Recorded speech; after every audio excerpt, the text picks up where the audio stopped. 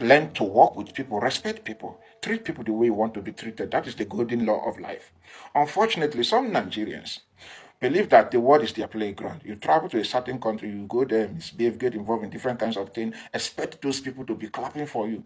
Let's call it spade a spade. I'm not here to pander for anybody, but I'm just saying that they are like we have to work on ourselves, we have to work on our behavior. It's not only South Africans that hate Nigerians, even though I don't think South Africans hate Nigerians. And even if South Africans hate Nigerians, they have their reasons. Just like we Nigerians who hate other Africans, so their inability to abide by the law. When you travel to a country, you are there as a visitor, as a foreigner. Respect the people there. Respect the law. Don't go there and act like you own that people or you're better than those people. If you're better than those people, you won't be in their country. So when you travel to a certain country, even if it's Congo here, or Benin Republic here, or Ghana, respect their law. Don't go there and act like you're better than them in the name of confidence. And so apparently, the Nigerian passport is now among the top 3 passports globally, facing the most travel restriction. And when you take a look at these passports that are listed here, the Nigerian passport has the highest percentage, with 72%. That's crazy. And when it comes to Russian passport being restricted globally, it's understandable. Russia is actually one of the most hated country on planet Earth today because of the Western propaganda against Russia. So Russia, ever since the invasion of Ukraine by the Russian government, Russia was blacklisted and sanctioned by the United States and the United States allies. So up to this day, Russia is actually one of the most sanctioned country on planet Earth with 20,000 sanctions, if I'm not mistaken. So the Russian passport restriction is understandable. What about Nigeria? I can't really explain much about Nigeria. So let me just focus on my country, Nigeria. You see, when it comes to Nigerian passports, I think Nigerians are great people. Nigerians are smart. Nigerians are confident. But there's a thin line between being confident and being cocky. All right. So Nigerians, we need to understand that the world is not our playground. We may have all the rights in Nigeria here, but across Nigeria, you need to respect other people, respect their law. And if you cannot respect their law, leave their country. But unfortunately, a lot of Nigerians travel without plan. No disrespect. Some Nigerians travel to different countries with the hope that when they get there, whatever they see, they do. So this has already created, some sort of, when you are traveling without plan, you are going to face with different kinds of challenge. And when you are faced with different kinds of challenge, you are going to do anything to survive. So this has made so many Nigerians to get involved in different kinds of illegality, which in turn creates this reputational damage that Nigerians are facing today across the world. That Nigerians, whether you are a good Nigerian or a bad Nigerian, Nigerians are being targeted intentionally.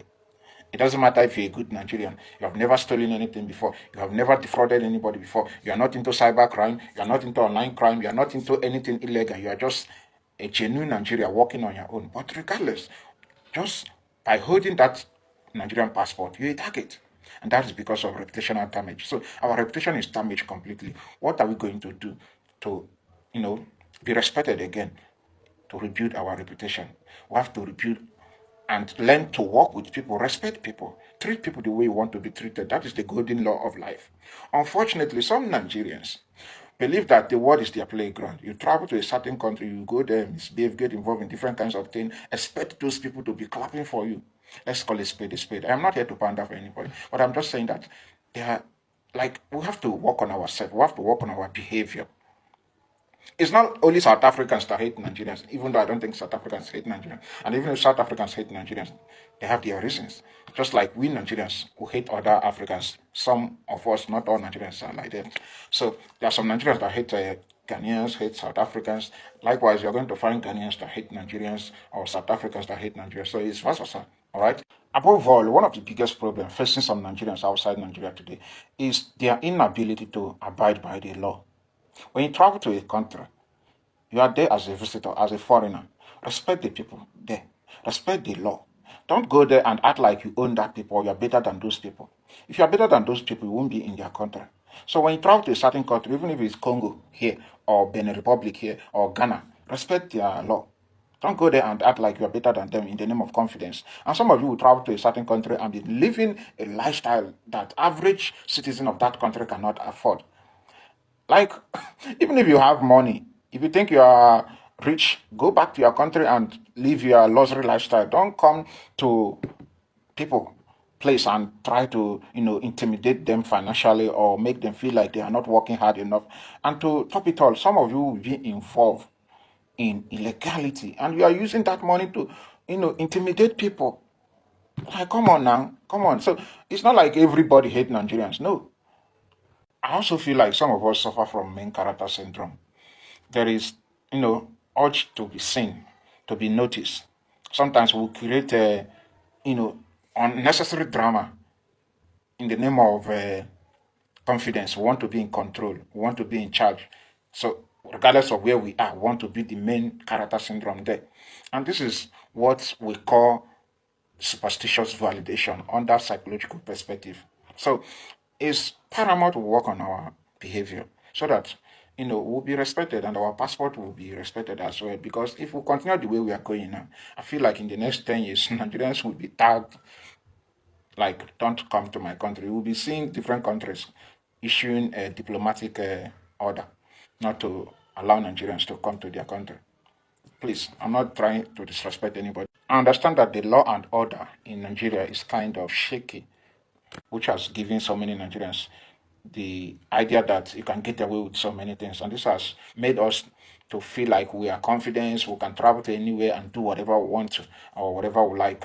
But the law in other countries don't work the way our own law here in Nigeria works. So we need to work on ourselves. Thank you for watching and stay blessed. I'm so glad that most Nigerians are now coming out to speak the truth. South Africans don't hate their fellow Africans, they do not hate Nigerians, but what they detest so much, and that is exactly what the world at large detests so much, is bad behavior. So I call on my fellow Nigerians and other Africans that are in any host country that we should always try to be law abiding. Let's also try to represent our countries very well. Like, you can't tell me that it's so possible for someone to move to any country and you refuse to drop your ill manners, and you also expect those people that you are living in their country to accept and take your ill manners. You don't even know if they are used to that kind of life that you are living, right? So I believe that if we all should make amends, trust me, the world will be a better place for us all. Like, because most times I keep wondering, like, why is it that most countries are not so comfortable with us,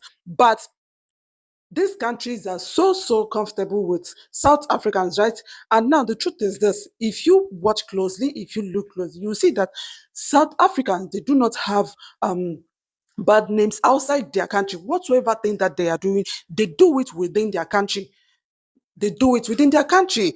Are you getting it? It's very hard for you to see nor hear that South African living in this country, that he is an armed robber, or he's caught with this, or they are known for doing this kind of evil in this country. Like, no one will ever say that he or she has heard such thing before.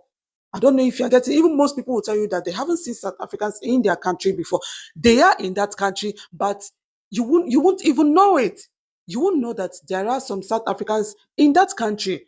That's simply because they behave themselves. And that is the main reason why their passport is extremely strong. And that's because in any country that South Africans find themselves, they behave themselves there. They try to stay documented in that country. You will never see them engage in any criminal act. You will never, like, I don't know if you guys are actually getting what I'm saying. So I believe that is actually one of the reasons why South African passport is also very strong. Yeah, very strong. That most people like to grant them visa. Like, if you travel to South Africa and even manage to get their passport, it's very difficult for you to get denied. Yeah, it's very difficult for you to get denied into any country of your choice, like any country that you apply to visit, right? It's so difficult for you to get refused, because South Africans are known for being peaceful. They are known for, like, I don't know how to put it, they are not noisemakers. They do not engage in any criminal activity. That's one I know for sure.